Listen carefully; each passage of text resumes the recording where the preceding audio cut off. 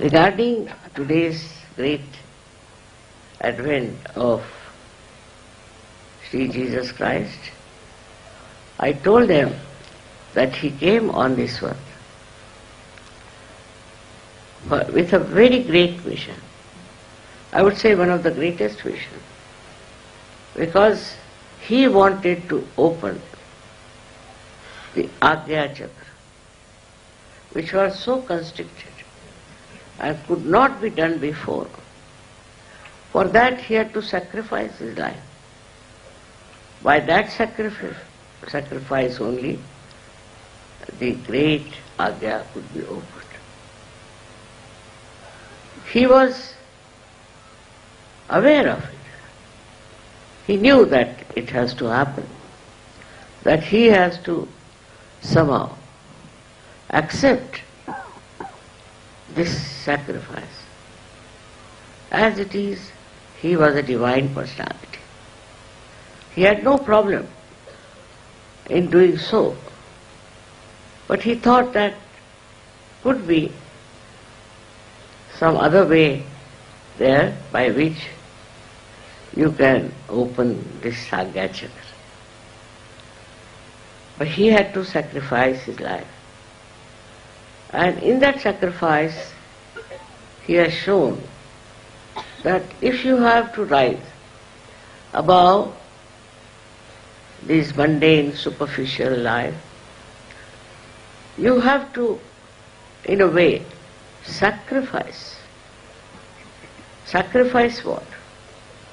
Sacrifice all your 6 enemies. But with the Kundalini awakening, all these 6 enemies completely get detached. Depends on how your Kundalini has risen. If she has risen in a perfect manner, then I have seen people at the first shot, they just become completely self-realized. Of course, there are very few, but they have been. While I see most of you have little problems, and for most of you it is the problem of the Agya Chakra. How do we get the Agya Chakra working so much is this, that we think as a reaction to anything outside. We react to everything. I see here all these lamps, I can react by saying, from where did they get all these? How much it must have cost? Where are they kept all the year round? All kinds of things. I can react. This reaction comes from our conditioning or from our ego. Egoistical people are extremely sensitive. If you give them, say, something that they think is not very dignified, they can feel hurt. They can feel hurt for anything, because they have a consciousness that they are something special, something higher people, and one should behave with them when they are dealing with anyone. And that's how they get absolutely disturbed if they find anybody in any way degrading them. This comes from ego. Ego is a part and parcel of the Sangya movement. And the second one is your conditioning. Now you have a conditioning. Say you are an Indian. Now the conditioning is that a person who comes to meet you should touch your feet, supposing. That's your relationship. And the person doesn't touch your feet, then you are angry. Anything like that, which is your conditioning, gives you an idea that you are being insulted or in any way you have not been respected, then you feel bad. The other reactions of ego are like this. As I said, I see those lamps and I can say, why not I have it? Or if I have them, why will I give it to anyone? ego reactions are there, or conditioning reactions are there. These two were to be finished, and that was done by the sacrifice of the life of Christ. Christ himself was a divine person. And a divine person is like the sea, because it remains at the 0 point, at the lowest point. It does all work from that point. It will make clouds, it will make rain, and when all the rivers are in space, they'll run into the sea. Because the sea remains at the lower point. So humility is one of the criteria of a Sahaja.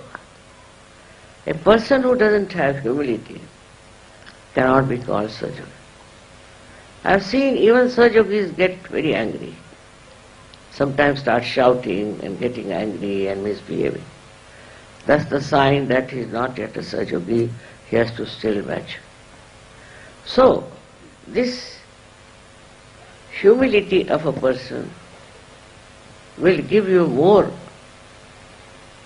stationary, I would say, more permanent state by which you will not react. You will not react. You look at anything, you react. But then you don't react, you just watch. And that is how the new state of witness state comes into. When you become the witness, you are just watching, not reacting, not thinking about it, but you are in the present. And in the present you just watch and really enjoy it. The enjoyment of all the creation is not within your mind when you are thinking. And when you are not thinking, the whole enjoyment of the beauty of all this creation reflects in you and gives you tremendous joy and peace. So one has to learn that we should not react. The today's problem is all human beings are very good at reacting. Reaction is the basic principle of today's life. See any newspaper, you see any book, you meet anyone, what I find that they are experts on reacting. They react. And by reaction, what happens? They never achieve any essence of the thing. Essence is only through witness state that you can achieve. This is what we have to learn from the crucifixion of Christ, from his birth, that he was born in a very humble family, very poor family, in very adverse conditions. The reason was to show that all these outward things and all these outward glories do not make you great. The greatness is within, and when that greatness is there, then you don't care for it, because you are so much enriched within yourself that you don't bother about other things. You don't think about these things, and you live in your own majestic life. This is what we see in his life. He was a very majestic person. Otherwise, if you meet somebody who is a poor man, say, and who has felt the poverty, he'll talk to you with a beggarish style. If there's somebody who is born in a rich family, he will talk to you in a very, I should say, outwardly showing off nature.